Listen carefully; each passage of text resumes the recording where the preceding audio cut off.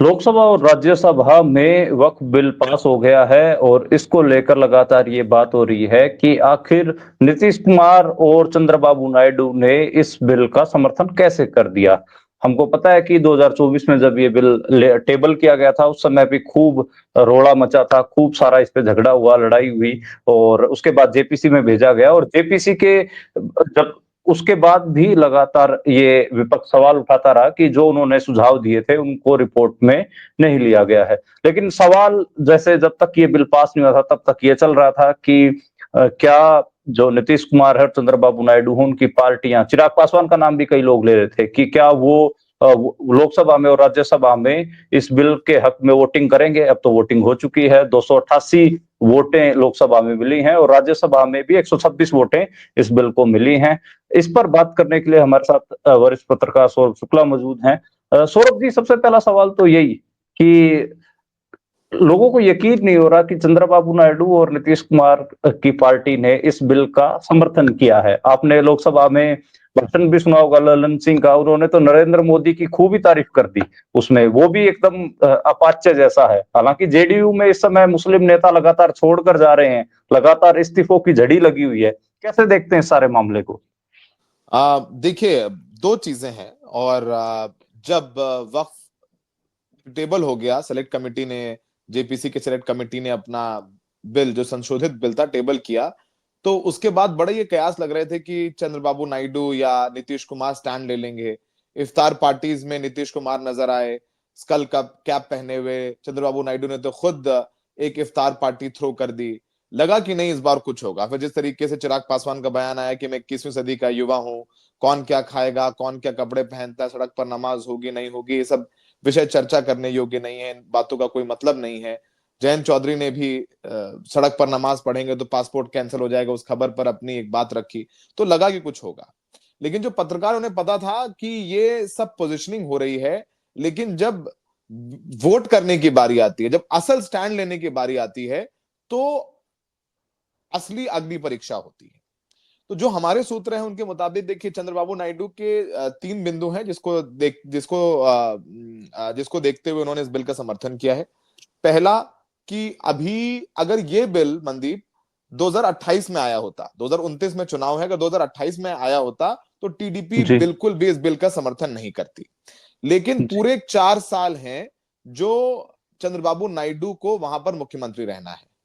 बहुत वायदे करके वो सत्ता में आए हैं और उन वायदों को पूरा करने के लिए उन्हें केंद्र सरकार से आर्थिक मदद की जरूरत है, ग्रांट्स की जरूरत है। Number one. Number two, Chandrababu Naidu Amravati को नई कैपिटल बना रहे हैं। उसके लिए हम्म। बहुत सारा पैसा चाहिए, बहुत बड़ा इंफ्रास्ट्रक्चर खड़ा कर रहे हैं। उसके लिए उन्हें केंद्र सरकार की जरूरत है। तीसरा, उनके भी कुछ पेंडिंग केसेस हैं, कुछ इंक्वायरीज हैं।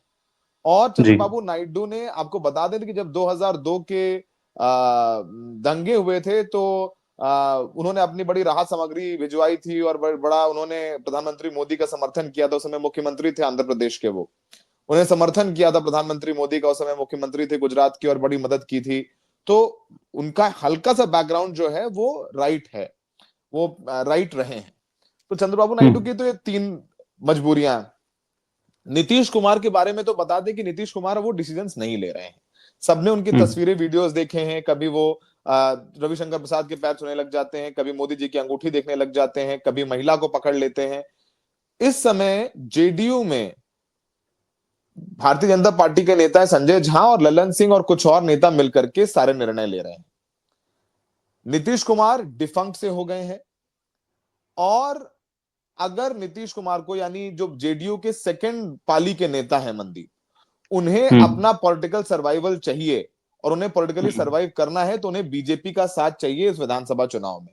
क्योंकि नीतीश जी। के नाम पर अब नहीं जीत सकते, क्योंकि नीतीश कुमार बुजुर्ग हो चुके हैं, नीतीश कुमार की तबीयत ठीक नहीं है, तो उन्हें बीजेपी का साथ चाहिए, इसलिए उन्होंने इस बिल का समर्थन करवाया है। अब आप सोचिए कि कितनी बड़ी चुनौती है चंद्रबाबू नायडू को। जो 2024 के डेटा है उसके मुताबिक आंध्र प्रदेश के 75% मुस्लिम्स ने वोट किया है। 75% Muslims have voted for Chandrababu Naidu. तो उनके लिए कुआं और खाई की बात थी। अब ये खाई तो आ गई है चंद्रबाबू नायडू की। अब कुछ जो सांसद टीडीपी के हैं उन्होंने जो उनसे हमारी बात हो रही थी या करीबी लोग हैं, उन्होंने बताया कि उन्होंने भी कन्विंस करने की कोशिश की चंद्रबाबू नायडू को कि आप एब्सटेन कर जाएं, कुछ करें, क्योंकि हमारी कॉन्स्टिट्यूंसी में 2 लाख मुसलमान वोट हैं, 1 लाख मुसलमान वोट हैं हमारी विधानसभा चुनाव में। ये सब सारी बातें हुई, लेकिन चंद्रबाबू नायडू आखिरकार प्रिवेल नहीं कर पाए। टीडीपी ने जरूर ये अपने बयान में कहा, जब उनकी बोलने की बारी आई लोकसभा में, तो उन्होंने कहा कि जो वक्फ बोर्ड है उसमें जो गैर मुसलमानों को रखने का प्रावधान है इसको हटा दिया जाए। लेकिन जब वोटिंग हुई तो फिर उन्होंने बीजेपी के पक्ष में, यानी केंद्र सरकार के पक्ष में वोट किया। यानी जब स्टैंड लेने की बारी आई तो उनके जो प्रेफरेंसेस थे वो साफ जाहिर हो गए। जी, इसमें एक बात लगातार ये चल रही थी कि कहीं न कहीं जो बहुमत है लोकसभा में, वो इन तीनों के बिना नहीं बनेगा, लेकिन चिराग पासवान ने भी वोट किया। चिराग पासवान को आप कैसे दे चिराग पासवान के पास भी 5 मेंबर्स थे, तो उन्होंने क्या नीतीश कुमार, चंद्रबाबू नायडू इधर झुक रहे हैं, उसी के भाव में इधर झुक गए या फिर वो उनका तो मोदी का अनुमान वाला ही सीन है? देखिए, उन्होंने देखा कि मैं क्यों बुरा मानूं, क्योंकि बिल तो जब चंद्रबाबू नायडू और रामविलास सॉरी चंद्रबाबू नायडू और नीतीश कुमार साथ आ गए तो बिल तो पास होना ही था, और वो हुँ, बीजेपी के साथ हैं ही, तो उनको लगा कि जब बिल पास ही होना है तो मैं अलग स्टैंड लेकर के, मुझे 3 या 4% 4% मुसलमान वोट करेंगे, और उसके लिए अगर मैं बीजेपी से दुश्मनी मोल ले लूं, क्योंकि इस साल बिहार में विधानसभा चुनाव है, चिराग पासवान अपने कैंडिडेट उतारेंगे। और क्या चिराग पासवान जो 5 सांसद जीते हैं मनदीप, क्या उनके वो सांसद बिना बीजेपी के समर्थन से जीत पाते? जवाब है ना। तो उनको लगा कि भैया देखो, जयंत का भी यही है, चिराग का भी यही है, उनको लगा कि जब टीडीपी और नीतीश कुमार, चंद्रबाबू नायडू स्टैंड नहीं ले रहे हैं तो हम किस खेत की मूली हैं। तो उन्होंने भी जो है बहते पानी में, गंगा जी में हाथ धो लिए। अच्छा, जाते-जाते सौरभ जी, बस आखिरी सवाल है कि ये जो घटनाक्रम हुआ है, इसको आप राजनीतिक तौर पर इसका असर क्या होगा? वक्फ बिल का क्या असर आप देखते हैं? बिहार चुनाव के ऊपर भी जाते-जाते बता दीजिएगा, और बाकी आप कैसा इसका प्रभाव देख रहे हैं अलग-अलग तरीके से बीजेपी में, उत्तर प्रदेश में, या भारतीय राजनीति पर क्या प्रभाव देख रहे हैं इसका? देखिए मनदीप, नंबर 1 ये है कि जब से बीजेपी की सरकार आई है, विपक्ष कभी हुँ, इतना एकजुट नहीं रहा किसी मुद्दे को लेकर के। मतलब हुँ, 232 वोट पड़े वक्फ बिल के खिलाफ, यानी जो समूचा गठबंधन जो है, जो इंडिया हुँ, गठबंधन था, वो एक नजर आया। तो ये एक अच्छी हुँ, बात है कि हरियाणा चुनाव हो, दिल्ली चुनाव हो, तो कम से कम किसी एक मुद्दे पर तो विपक्ष मजबूत लामबंद नजर आया। नंबर 1। हुँ, नंबर 2, बिहार चुनाव में अब एक बहुत बड़ा क्रिटिसिज्म झेलना पड़ेगा नीतीश कुमार को। देखिए, मैं उत्तर प्रदेश और बिहार दोनों की राजनीति को देखता हूं। उत्तर प्रदेश में जरूर एक कम्युनल पॉलिटिक्स है जो बहुत चरम पर है, लेकिन बिहार में अभी वो कम्युनल पॉलिटिक्स उतनी है नहीं। तो हुँ, बिहार में देखना होगा कि वो कैसे टर्न आउट होता है। असदुद्दीन ओवैसी ने भी कहा है और कांग्रेस पार्टी ने भी कहा है कि वो इस कानून के खिलाफ सुप्रीम कोर्ट जाएंगे। तो पोजिशनिंग तो हो गई है। दूसरी हुँ, सबसे बड़ी बात यह है कि जब इंप्लीमेंटेशन आएगा, ऑलरेडी योगी आदित्यनाथ ने आज आदेश दे दिया कि भूमियां चिन्हित कीजिए, वक्फ की जमीनें जिन पर विवाद है चिन्हित कीजिए, वो सब सारी चीजें हो गई हैं। तो अब देखना होगा, all India Muslim personal law board की मीटिंग होगी, अब किस तरीके का प्रोटेस्ट कॉल होगा, क्योंकि मुझे याद है 2019 में सीए के खिलाफ प्रोटेस्ट हुआ था वेस्ट यूपी में, जिसमें 21 लोगों की मौत हुई थी। तो जी, तो वो वैसी स्थिति आएगी नहीं आएगी हम नहीं कह सकते हैं, लेकिन एक बहुत नाराजगी है लोगों के अंदर। उनको लग रहा है कि उनकी मस्जिदें, उनकी कब्रगाहों के फैसले वो खुद कर रहे थे, अब उनके हाथ में नहीं होंगे, सरकार करेगी। और ये बिल बुलडोज किया गया है जानबूझ करके। एक तरफ सरकार ये कहती है लोकसभा में कि हम मुसलमानों की हिमायती हैं, दूसरी तरफ नमाज पढ़ने को लेकर के कहा जाता है पासपोर्ट रद्द हो जाएंगे। एक बोर्ड लेकर के आ गया नमाजी की सिर्फ मुसलमान सड़कों पर नमाज नहीं पढ़ता है, हिंदू भी नवरात्र मनाते हैं, कावड़िया चलते हैं, तो उन पर मुकदमा कर दिया गया है मेरठ में। तो वो ये कह रहे हैं कि भाई अगर आप हमारे इतने हितैषी हैं तो आप मुंह से बोल रहे हैं, लेकिन जमीन पर तो उसका उल्टा हो रहा है।